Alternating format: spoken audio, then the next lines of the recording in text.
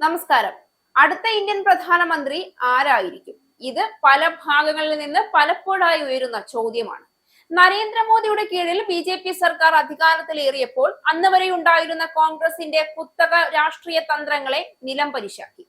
കേവലം മതത്തിന്റെ വിത്തുകൾ വിതച്ചുകൊണ്ട് ഇന്ത്യൻ മണ്ണിൽ വർഗീയത പടർത്തി ഹിന്ദു രാഷ്ട്രമാക്കി മാറ്റാനുള്ള തയ്യാറെടുപ്പിന്റെയും ഗൂഢാലോചനയുടെയും ഭാഗമാണ് നരേന്ദ്രമോദിയുടെ ഈ സിംഹാസനമെന്ന് പിന്നിൽ നിന്നും മുന്നിൽ നിന്നും ആക്രോശിച്ചവർ നിരവധിയാണ്. എന്നാൽ ഒരു ഭരണഘട്ടത്തിനു ശേഷം വീണ്ടും അതേ സിംഹാസനത്തിൽ തന്നെ മോദിയെ ഉറപ്പിച്ചിരുത്തിയതിന്റെ കാരണം ഇന്ത്യ അന്നേ വരെ കാണാത്ത വിധം വികസന കുതിപ്പ് നടത്തിയത് തന്നെയായിരുന്നു. അതിനിപ്പോൾ ഉത്തരമായിരിക്കുകയാണ്. വീണ്ടും ഇന്ത്യയുടെ ഭരണത്തിന്റെ താക്കോൽ കൂട്ടം മോദിയുടെ കൈകളിൽ ഭദ്രമായിരിക്കുമെന്നാണ് ഇപ്പോൾ പുറത്തുവരുന്ന പ്രവചനങ്ങൾ വ്യക്തമാക്കുന്നത്. 2029 ലോക്സഭാ തെരഞ്ഞെടുപ്പിൽ ബി വീണ്ടും കേന്ദ്രത്തിൽ അധികാരം നിലനിർത്തുമെന്ന പ്രവചനവുമായി ജ്യോതിഷിയും സംഖ്യാശാസ്ത്ര വിദഗ്ധനുമായ ഡോക്ടർ ജയ്മദനാണ് രംഗത്ത് വന്നിരിക്കുന്നത്. പ്രധാനമന്ത്രി നരേന്ദ്രമോദിയുടെ ശക്തവും നേതൃത്വവും പുരോഗമന കാഴ്ചപ്പാടുമാണ് ഇതിന് കാരണമായി ജ്യോതിഷി ചൂണ്ടിക്കാട്ടുന്നത്. Times Now group editor in chief Navika കുമാറുമായി നടത്തിയ പ്രത്യേക സംഭാഷണത്തിലാണ് ഡോക്ടർ ജയ്മദന്റെ ഈ പ്രവചനം. പ്രധാനമന്ത്രി നരേന്ദ്രമോദിയുടെ ഗ്രഹസ്ഥിതി ശോഭനമായതിനാൽ അദ്ദേഹം പ്രതിസന്ധിയിലൂടെ കടന്നുപോയാലും തകർച്ച ഉണ്ടാകില്ല എന്നും അവർ പറഞ്ഞു. മോദിക്ക് ദൈവാനുഗ്രഹമുണ്ട് എന്നും അദ്ദേഹം പുരോഗമന പാതയിലാണ് എന്നും ഡോക്ടർ ജയ്മദന്റെ വാക്കുകളുണ്ട്. ദേശീയവാദി എന്ന നിലയിൽ അദ്ദേഹം രാജ്യത്തിനാണ് മുൻഗണന നൽകുന്നത്. 2029 ബി വീണ്ടും അധികാരത്തിലെത്തുമെന്നും ഡോക്ടർ ജയ്മദൻ ഉറപ്പിച്ചു പറയുന്നു. അദ്ദേഹത്തിന് എവിടെയെങ്കിലും കാര്യങ്ങൾക്ക് തടസ്സം വന്നാൽ പോലും അനുകൂലമായി അവ മാറുമെന്നും അവർ കൂട്ടിച്ചേർത്തു. ഓരോ തവണയും അദ്ദേഹം കൂടുതൽ ശക്തനായി ഊർജ്ജസ്വലതയോടെ തിരിച്ചു വന്നിട്ടുണ്ട് എന്നതുകൊണ്ട് തന്നെ സ്ഥിരതയുള്ള പാതയിലല്ലെങ്കിലും മറിച്ച് ഉയർന്ന പുരോഗമന പാതയിലാണ് മുന്നോട്ട് പോകുന്നതെന്നും ഡോക്ടർ ജയ്മദൻ പറഞ്ഞു. മോദി രാഷ്ട്രത്തിന് ഒന്നാം സ്ഥാനം നൽകുന്നത് അദ്ദേഹത്തോടുള്ള ആദരവ് വർദ്ധിപ്പിക്കുന്നു. കൂടാതെ രാജ്യത്തെ ദേഷ്യത്തിൽ നിന്നും വിദ്വേഷത്തിൽ നിന്നും ഒക്കെ മാറ്റി കൂടുതൽ ദേശീയ ബോധം വളർത്തി സമ്പദ് വ്യവസ്ഥയും ബിസിനസ്സും കൂടുതൽ സ്വയം പര്യാപ്തമാകും. ആഗോള ഘടനയിലെ മാറ്റങ്ങൾ കാരണം ബുദ്ധിമുട്ടിലായ NRIകൾ സ്വന്തം രാജ്യത്ത് പണം നിക്ഷേപിക്കാനുള്ള പദ്ധതികൾ ആലോചിക്കും. എല്ലാ ഇന്ത്യക്കാരും ഒന്നിച്ചു നിൽക്കുമെന്നും അദ്ദേഹം പ്രവചിച്ചു. ബീഹാർ നിയമസഭാ തെരഞ്ഞെടുപ്പിനെ കുറിച്ച് സംസാരിച്ച ജയ്മദൻ സംസ്ഥാനത്ത് ഇത്തവണ നിതീഷ് കുമാർ മുഖ്യമന്ത്രിയാകാൻ സാധ്യതയില്ല എന്നും ബി കൂടുതൽ ശക്തരാകാൻ സാധ്യതയുണ്ട് എന്നും പറഞ്ഞു. ബി ശക്തമായ പിന്തുണ ലഭിക്കുമെന്നും നിതീഷ് കുമാർ ഇത്തവണ മുഖ്യമന്ത്രിയാകാൻ സാധ്യതയില്ല എന്നും അദ്ദേഹം വ്യക്തമാക്കിയതിനോടൊപ്പം അദ്ദേഹത്തിന് മറ്റൊരു പദവി നൽകിയേക്കാമെന്നും പറഞ്ഞു. ചിരാഗ് പാസ്വാൻ ബീഹാറിൽ പുത്രോദയമായി ഉയർന്നു വന്നേക്കാമെന്നും അദ്ദേഹം അഭിപ്രായപ്പെട്ടു.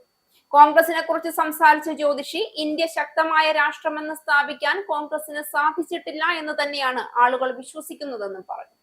ഞാൻ ഒരു പാർട്ടിക്കും എതിരല്ല, പക്ഷെ എന്നെ സംബന്ധിച്ചിടത്തോളം രാഷ്ട്രമാണ് പ്രധാനം എന്ന് മദൻ കൂട്ടിച്ചേർത്തു.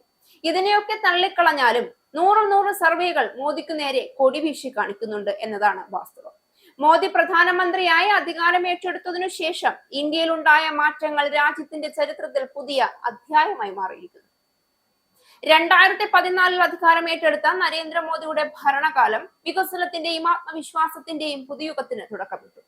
രാജ്യത്തിന്റെ സാമ്പത്തിക മേഖല മുതൽ പ്രതിരോധ രംഗം, വിദേശ നയം, സാമൂഹിക ക്ഷേമം, ഡിജിറ്റൽ വിപ്ലവം തുടങ്ങി എല്ലാ മേഖലകളിലും ഗണ്യമായ പുരോഗതി കൈവരിച്ചു. സാമ്പത്തിക രംഗത്ത് make in India, startup India, digital India പോലുള്ള പദ്ധതികൾ രാജ്യത്തെ യുവാക്കൾക്ക് തൊഴിലവസരങ്ങളും സംരംഭകത്വത്തിനും പ്രോത്സാഹനവും നൽകി. GST നടപ്പിലാക്കി രാജ്യത്തെ ഏക വിപണി രൂപപ്പെടുത്തിയത് വാണിജ്യ രംഗത്ത് വലിയ മാറ്റം സൃഷ്ടിച്ചു.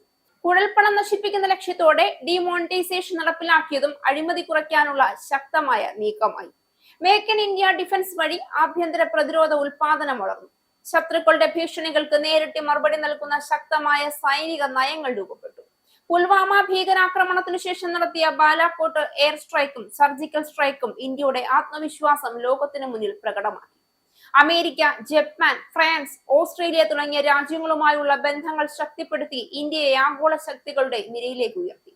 അതേസമയം പാകിസ്ഥാൻ ഉൾപ്പെടെ ഭീകരത പിന്തുണയ്ക്കുന്ന രാജ്യങ്ങളെ അന്തർദേശീയ വേദികളിൽ കഠിനമായി വിമർശിക്കുകയും ഒറ്റപ്പെടുത്തുകയും ചെയ്തു. സാമൂഹിക ക്ഷേമ രംഗത്ത് മോദി സർക്കാർ അനവധി പദ്ധതികൾ നടപ്പിലാക്കി. ജനധൻ പദ്ധതി വഴി കോടിക്കണക്കിന് ആളുകൾ ബാങ്കിംഗ് സംവിധാനത്തിലേക്ക് കടന്നു. ഉജ്ജ്വല യോജന പാവപ്പെട്ട സ്ത്രീകൾക്ക് പാചകവാതകം ലഭ്യമാക്കി. സ്വച്ഛ് ഭാരത് അഭിയാൻ ശുചിത്വത്തിൽ വിപ്ലവം സൃഷ്ടിച്ചു. ഗ്രാമീണ അടിസ്ഥാന സൗകര്യങ്ങൾ മെച്ചപ്പെടുത്തുന്നതിനായി റോഡുകളും വീടുകളും വെള്ളവും വൈദ്യുതിയും ഗ്രാമങ്ങളിൽ എത്തിച്ചു. ഡിജിറ്റൽ രംഗത്തെ ഇന്ത്യ ഇന്ന് ലോകത്തിലെ ഏറ്റവും വേഗത്തിൽ വളരുന്ന രാജ്യമായി മാറി. ആധാർ, UPI, ഡിജിറ്റൽ പേയ്മെന്റ് സംവിധാനങ്ങൾ എന്നിവ പൊതുസേവനങ്ങളെ ജനസൗഹൃദമാക്കി. ഇതൊക്കെ പോരെ മോദിക്ക് വീണ്ടും കിരീടവും ചെങ്കോലും നൽകി ഇന്ത്യൻ ജനത സിംഹാസനത്തിൽ വഴിക്കാൻ? മോദിയുടെ നേതൃത്വത്തിൽ ഇന്ത്യ ഇന്ന് ആത്മവിശ്വാസത്തോടെ മുന്നേറുകയാണ്. സ്വയം പര്യാപ്ത ഭാരതം എന്ന ലക്ഷ്യവുമായി അദ്ദേഹം രാജ്യത്തെ ലോകശക്തിയാക്കി തീർക്കാനുള്ള വഴിയിലാണ്.